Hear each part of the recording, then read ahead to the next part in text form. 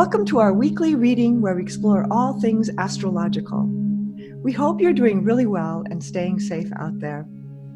From our two different points of view in two different locations in the world, we bring to you a unique astrological perspective on what is happening right now across the globe. So here we go. Hi everybody, this is Diana in LA and Cary in the UK, talking about this week's astrological weather. And we were just saying to each other, what doesn't kill you makes you stronger. And this has been a week like that, right?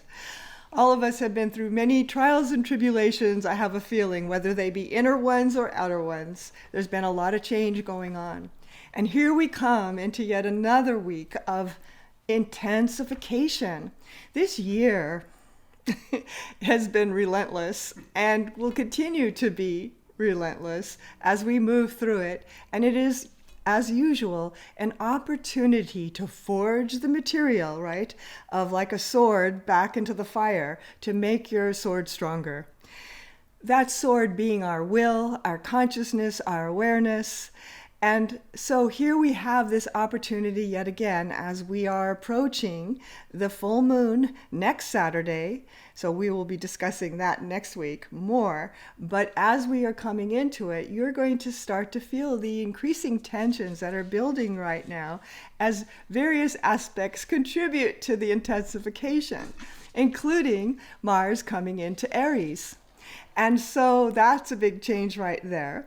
And I'm going to just start with that concept as Mars comes into Aries and Saturn in its retrograde moves back into Capricorn. We have an interesting push-shove occurring in the stars. So Cary, what's your perspective of this so far? Well, I think it's going to be a very exciting week.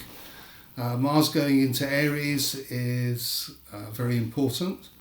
As lockdown eases, there's lots of physical energies out there, there's lots of spontaneity out there, there's lots of excitement out there. I think everybody who's in the fire sign, in any fire sign, is going to feel the vibrancy of this movement going into Aries. And then a few days later, you've got Mercury sextiling Uranus. So with all that excitement going on, you've got all this stimulating conversation, you've got lots of excitement, people making plans. The only problem with people making plans on a Mercury retrograde is the plans don't necessarily go the way that you want them to go. So coming out of lockdown, there'll be different routines. So you've got the mercurial aspects of Mercury and sextiling Uranus in Taurus, and anybody like myself who happens to be in this category, born at the beginning of May or September or January, will really be feeling the aspect of Uranus, because it's a time of change, and a time of change in very many ways too. Yes, hence your red shirt. And I'm wearing the red shirt in honour of Mars going into Aries.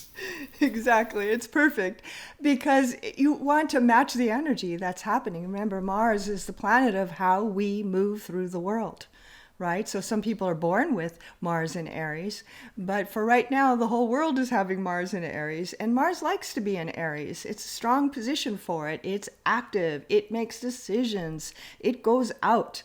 And so the world is going out. This week is where like a flower has just been opened, and we are now experiencing an opening. But there is a bit of caution,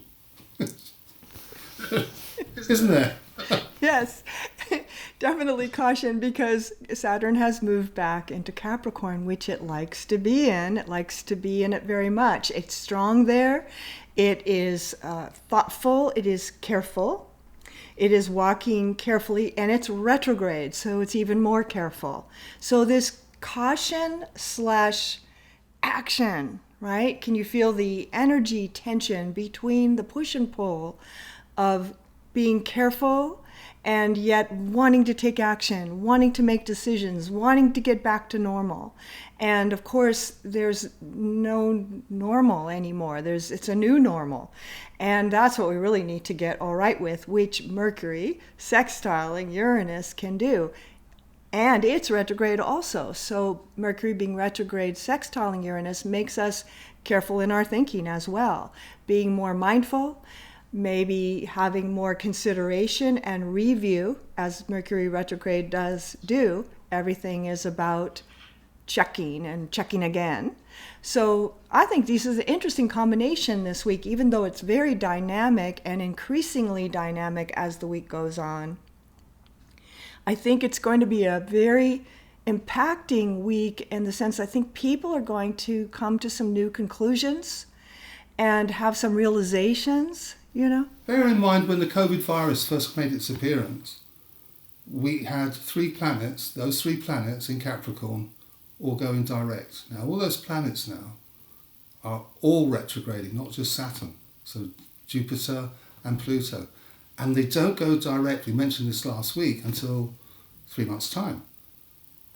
So hindsight's 2020 vision. We know what we have to do.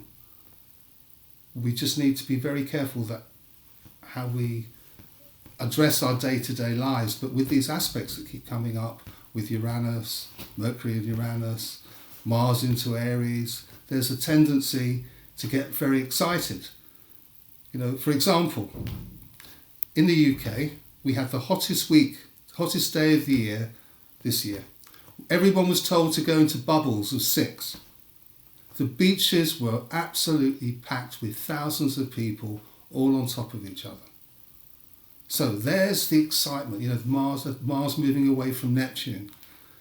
But people ignoring 2 weeks after they've eased up lockdown and not listening because those aspects are still happening. And I think that that's really important.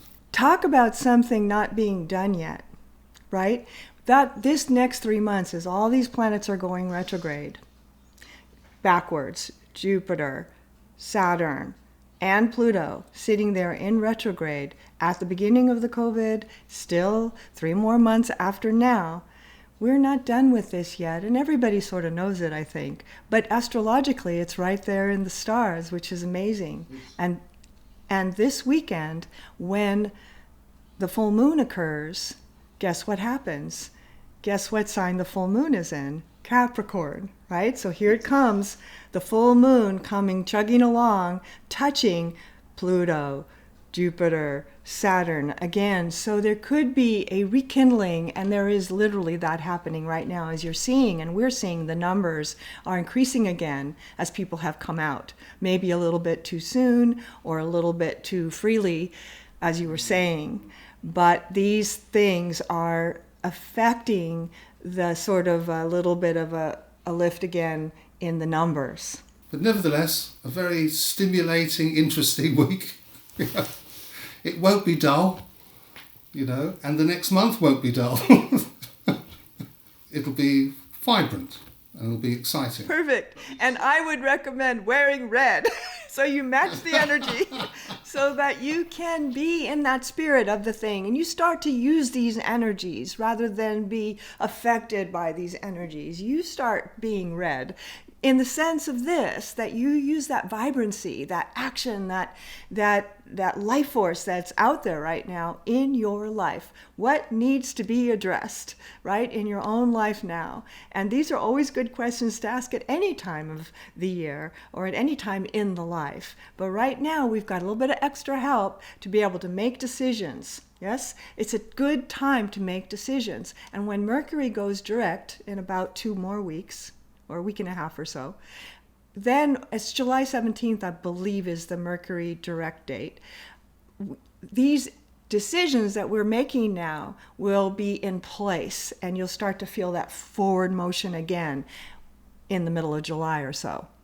So what a week we've got in store, and what an interesting ride we're all on. Hold your horses, stay calm, use your action with consciousness, stay present to the whole experience. Don't be afraid. Everything's going to be okay. And so we'll see you next week on July 4th. Here in America, that's a big important day on the full moon. See you soon. Have a great week, everyone. Take care.